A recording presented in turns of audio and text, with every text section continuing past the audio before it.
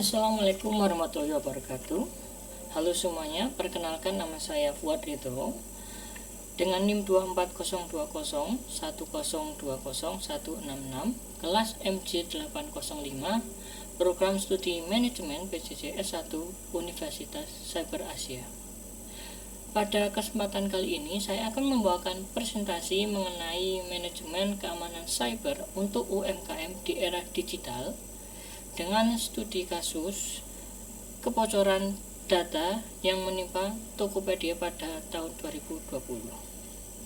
Langsung saja kita mulai. Latar belakang. Saat ini UMKM di Indonesia banyak menggunakan digital platform seperti cloud computing dan media sosial. Namun di sisi lain, ancaman cyber juga semakin meningkat, seperti adanya phishing, ransomware, ataupun pencurian data. Sayangnya tingkat kesadaran UMKM di sini masih rendah, sehingga mereka rentan menjadi target serangan. Untuk studi kasus di sini, situs e-commerce Tokopedia dilaporkan mengalami usaha peretasan. Data pengguna Tokopedia diduga telah diretas dan bocor di dunia maya. Jumlahnya tak tanggung-tanggung, sebanyak 15 juta.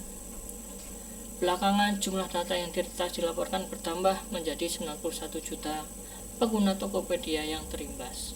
Peretasan disebutkan terjadi pada Maret 2020 dan sang hacker disebutkan memiliki lebih banyak data lagi di luar 15 juta pengguna yang telah tersebar datanya.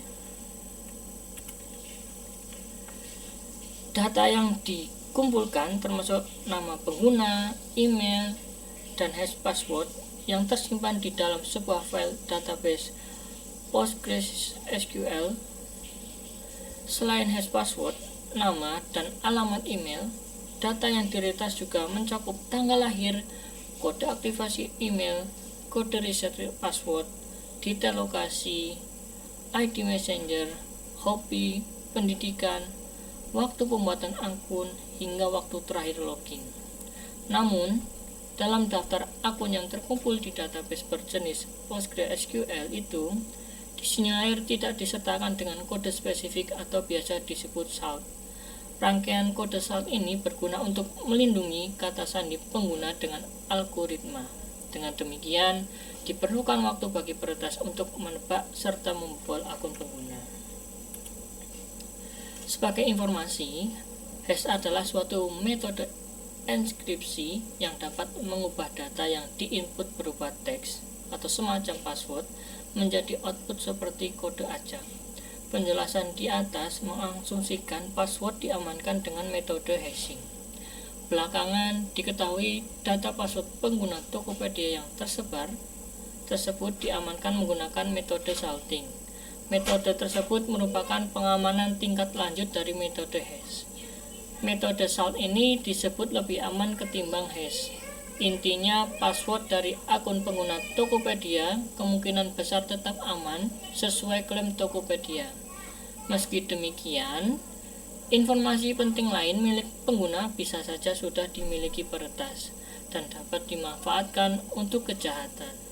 Walaupun pihak Tokopedia menyatakan tidak ada informasi finansial yang bocor, kebocoran ini tetap menimbulkan risiko besar terhadap UMKM seller yang menggunakan platform mereka untuk berjualan. Sistem yang digunakan oleh Tokopedia ini berbasis cloud dan microservice. Sistem login dengan email atau username dan password. Kemudian data pengguna disimpan dalam sistem database besar. Dan tidak semua password menggunakan hash yang dilengkapi salt.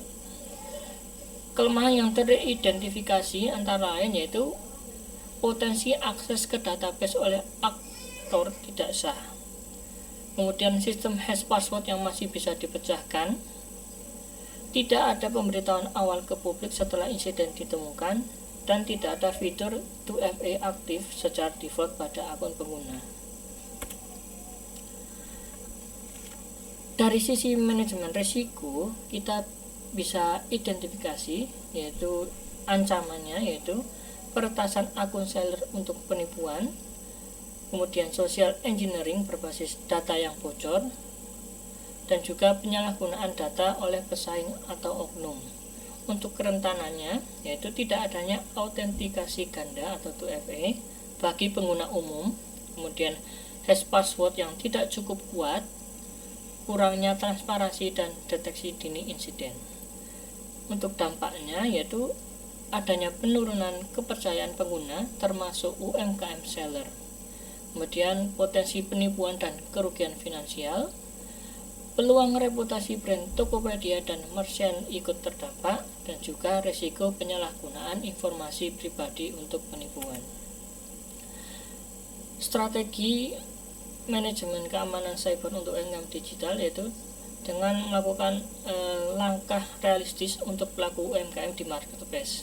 Antara lain yaitu yang pertama, gunakan password unik dan kuat, yaitu dengan kombinasi huruf, angka ataupun simbol. Kemudian aktifkan autentikasi 2 faktor atau 2FA. Yang ketiga, hindari menyimpan data penting seperti scan KTP di platform terbuka. Dan yang terakhir, rutin untuk mengecek aktivitas login akun. Untuk prosedural di sini yaitu yang pertama bisa dilakukan dengan mengedukasi staf atau karyawan terkait phishing dan modus penipuan, kemudian membackup data penjualan, invoice, transaksi secara rutin atau berkala. Kemudian yang ketiga, menggunakan manajemen kata sandi seperti Bitwarden atau Keybase. Tool gratis yang bisa digunakan antara lain ada havelbeenpwned.com untuk mengecek apakah email Anda bocor. Yang kedua ada Google Authenticator atau OT untuk 2FA. Kemudian yang ketiga ada securityheader.com untuk mengecek keamanan web pribadi UMKM.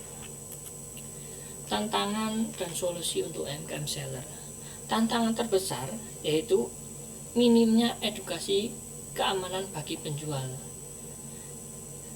Jadi sebagian besar UMKM seller ini tidak mengetahui apa itu phishing atau apa itu 2FA. Mereka juga tidak tahu cara untuk memproteksi akun secara mandiri, dan juga tidak menyadari bahwa satu kebocoran akun bisa menghancurkan bisnis online. Nah, solusinya yaitu antara lain ada kesadaran dasar dengan mengikuti webinar keamanan digital dari Kominfo atau Cyberkreasi, kemudian juga mengecek apakah akun Anda pernah bocor di situs keamanan publik. Kemudian untuk proteksi akun yaitu dengan mengubah password semua akun marketplace secara berkala dan juga mengaktifkan 2FA. Kemudian juga menghindari penggunaan WiFi publik untuk login ke dashboard toko. Kemudian dari sistem dan prosedur yaitu menggunakan email dan nomor khusus untuk akun jualan, jadi dengan memisahkan akun pribadi dan juga akun bisnis. Kemudian juga meng-backup data ke Google Drive atau hard drive secara mingguan atau berkala. Kemudian juga menghindari berbagi akses akun ke banyak orang. Kesimpulannya di sini yaitu kasus Tokopedia tahun 2020 juga menunjukkan bahwa satu kebocoran besar di platform digital bisa berdampak luas pada jutaan pelaku UMKM. Maka dari itu, keamanan cyber bukan hanya tanggung jawab perusahaan besar, tetapi juga pengguna atau UMKM yang menggunakan platform tersebut secara aktif. Sekian presentasi saya pada kali ini. Saya ucapkan terima kasih. Assalamualaikum warahmatullahi wabarakatuh.